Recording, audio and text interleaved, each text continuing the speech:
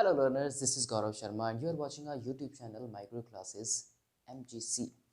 आज हम लोग जो बात करेंगे वो क्लास 10th के चैप्टर लाइट से बात करने वाले हैं और इंटरेस्टिंग चैप्टर है और मेजर वेटेज में से एक आता है ये चैप्टर फिज़िक्स में क्लास 10th के।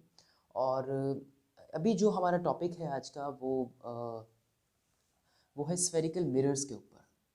राइट, हम बात करेंगे स्फेरिकल मिरर्स के बारे में, क्या होते हैं ये, किस तरह से बनते हैं और केसेस को सॉल्व करने की कोशिश करेंगे फिर इनसे रिलेटेड।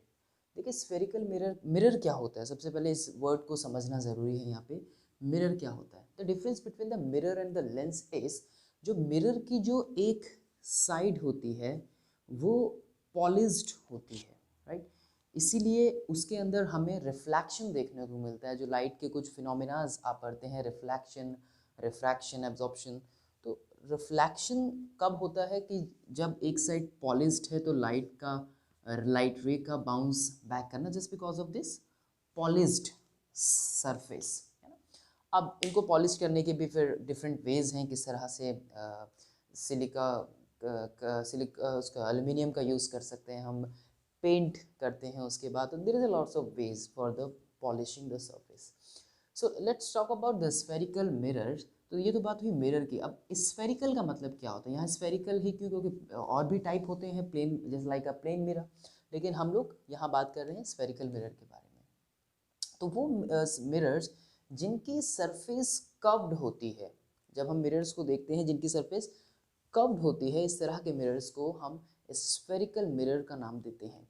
राइट, तो इनकी जो शेप आप देखेंगे स्फेरिकल मिरर की, कुछ इस तरह की शेप आपको इनमें देखने को मिलती है स्फेरिकल मिरर के अंदर, कुछ इस तरह की शेप। राइट, अब एक जो, अब इसमें मैं देखूं तो ये साइड इसकी क्या रहेगी, पॉलिश्ड रहेगी, और इसके अंदर आप देखेंगे कि ये साइड जो है इसकी वो पॉलिश्ड रहेगी। इसका मतलब यहाँ से अगर कोई लाइट रे आती है तो वो आगे नहीं जा पाएगी, कुछ इस वे में जो है वो डाइवर्ज कर जाएगी। और यहाँ अगर इस तरह से कोई लाइट रे आती है इसके अंदर तो वो आगे जाके कुछ इस वे में जो है वो अपना पाथ बनाएगी।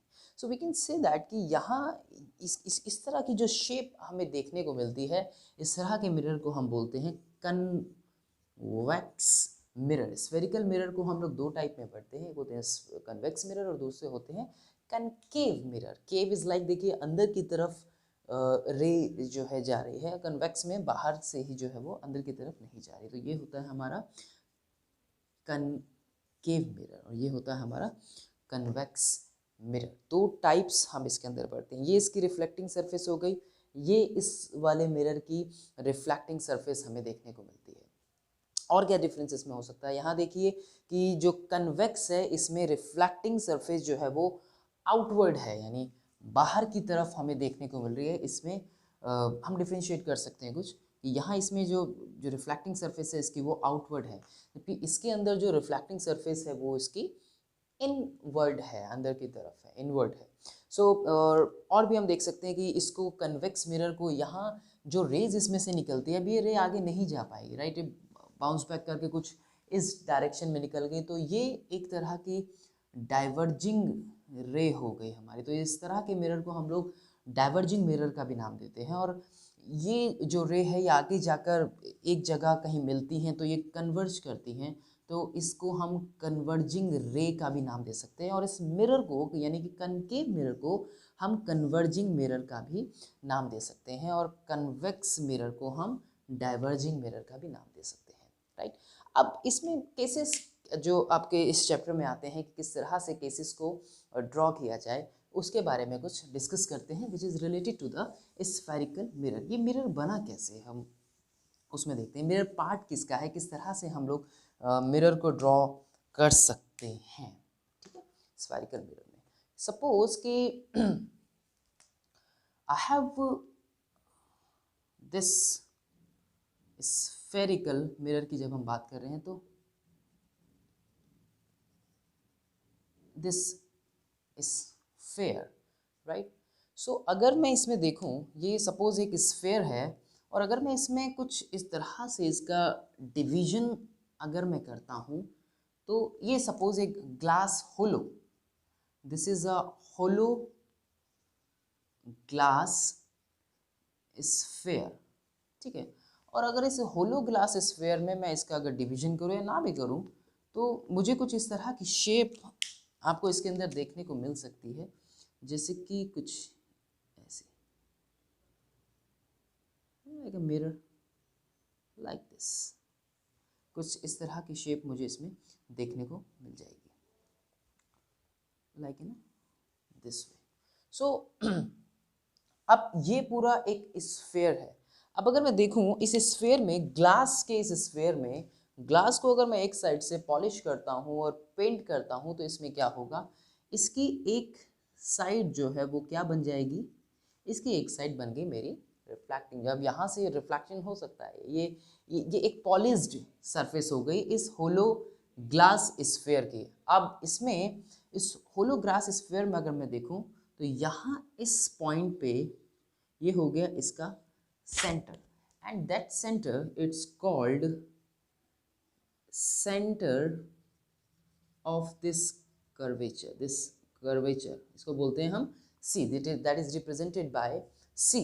तो that C is the center of curvature, the center of this hollow glass sphere, जिसका मिरर was a part, तो ये इसका एक सेंटर हो गया। और एक सेंटर होता है जिसको हम रिप्रेजेंट करते हैं यहाँ इस पॉइंट पर, विच is denoted bye P, and the P here is what is Paul, it's Paul, the center of this spherical mirror। अगर मैं इस spherical mirror को, ये मिरर वही है जिसके अभी हम यहाँ बात कर रहे थे, कुछ इस तरह से ये एक टुकड़ा जो है हमने इसका निकाल लिया इसके अंदर से, तो that is a P। The P, what is P? P is a Paul, right. अब एक चीज हम देखते हैं कि जब ये लाइन एक इसको जोड़ती है, the line which joining this the pole and this centre of curvature, pole and the centre of curvature, जब हम इस लाइन को जोड़ते हैं, which is called principal axis. Principal axis, ये नाम आप लोग सुनेंगे या आपने सुने होंगे। What is C, what is Paul? It's denoted by P, the principal axis. The what is principal axis? The line which joins P to C, and P to C is the pole to the center of curvature, which is the principal axis. अच्छा, अब इन दोनों के बीच में, यानी कि P to C कुछ ना कुछ डिस्टेंस भी होगा। इन दोनों के बीच का, यानी P से C का कुछ ना कुछ डिस्टेंस भी होगा, और इन दोनों के डिस्टेंस को हम लोग रिप्रेजेंट करते हैं हाँ इसके R से। And what is this R? R is the radius of this curvature और this curve, which is denoted by the R.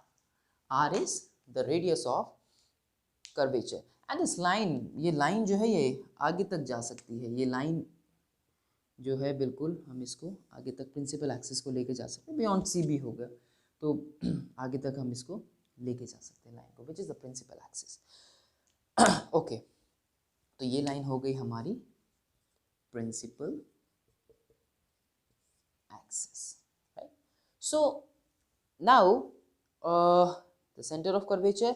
अब एक पॉइंट आता है यहाँ पे, point on the principal axis, जहाँ पर जितनी भी जो पैरेलल लाइट रेज होंगी वो या तो एक्चुअली मीट करेंगी या फिर अपीयर टू मीट होगी। इन दोनों के बीच में the point between the P and C, which is called F. This is called F. F is, what is F? F is the focus.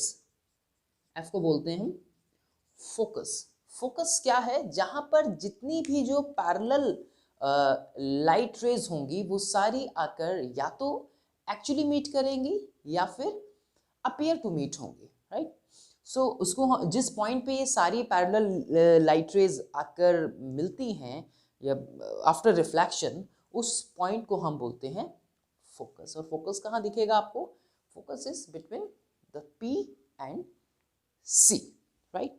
उसके बाद एक आता है डिस्टेंस। अब जैसे इन दोनों के बीच में डिस्टेंस था, उसी तरह से P और F के बीच में भी आपको डिस्टेंस देखने को मिलता है।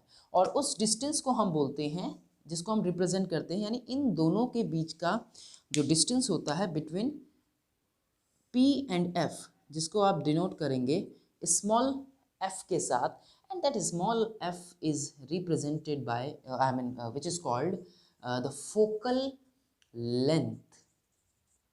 फोकल लेंथ, ये कुछ टर्म्स हैं जो आपको याद रखनी ज़रूरी है। कई बार फोकस की डेफिनेशन भी पूछ ली जाती है 1 मार्क में, कई बार सेंटर ऑफ कर्वेचर की डेफिनेशन पूछ ली जाती है, पॉल पूछ लिया जाता है, प्रिंसिपल एक्सिस की डेफिनेशन पूछ ली जाती है। तो आपको कंसेप्ट क्लियर होना चाहिए कि पॉल क्या है, किस पर है Paul, what is centre of curvature, the distance between the P and C it's called the radius of curvature, the distance between the P and F is called its focal length। ये कुछ terms हैं जो आपको सीखनी ज़रूरी है।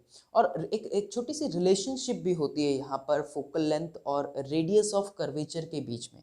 देखेंगे जब न्यूमेरिकल करेंगे कि किस तरह से होता है। इसका एक फॉर्मूला सिंपली आपको आना चाहिए, जो which is small f is equals to r by 2, that is a little relationship between the focal length and the radius of curvature। So f is equals to r by 2। इसका कैसे use करेंगे, जब आपको focal length निकालनी होगी। Numericals में help करता है ये, और आपकी बुक में एक न्यूमेरिकल है भी, पहले फर्स्ट न्यूमेरिकल ही है एग्जाम्पल एनसीईआरटी में। मिरर ख़त्म होने के बाद, जब मिरर का कंसेप्ट ख़त्म, टॉपिक ओवर होता है, तब उसके बाद ये फर्स्ट न्यूमेरिकल है जिसमें आपको ये रेडियस ऑफ कर्वेचर उसमें गिवन है और आपको फोकल लेंथ फाइंड आउट करनी है। तो कैसे करेंगे, r बाय 2 से जितनी रेडियस ऑफ कर्वेचर उसमें गिवन है, राइट, उसको निकाल के आप फोकल लेंथ फाइंड आउट कर सकते हैं। तो वहाँ हम इसका यूज़ करेंगे फॉर्मूला का। चलिए, तो ये तो बात हुई कुछ स्फेरिकल मिरर के बारे में। तो क्या होते हैं स्फेरिकल मिरर? ऐसे मिरर क्या होते हैं? सबसे पहले मिरर जिनकी एक साइड पॉलिश्ड होती है, राइट, और स्फेरिकल होते हैं शेप में, आउटवर्ड इनवर्ड हमने देखा उसमें रिफ्लेक्टिंग सरफेस जो होती है उसकी किस तरह से। और उसके बाद कुछ basic terms about the spherical mirror, ये किस तरह से बनता है और जो आपको हेल्प करेंगे टर्म्स। आप देखते हैं कि किस तरह से हम लोग केसेस को ड्रॉ कर सकते हैं इस on behalf of this little bit terms, right. चलिए देखते हैं अब इसके नेक्स्ट पार्ट में। Thank you for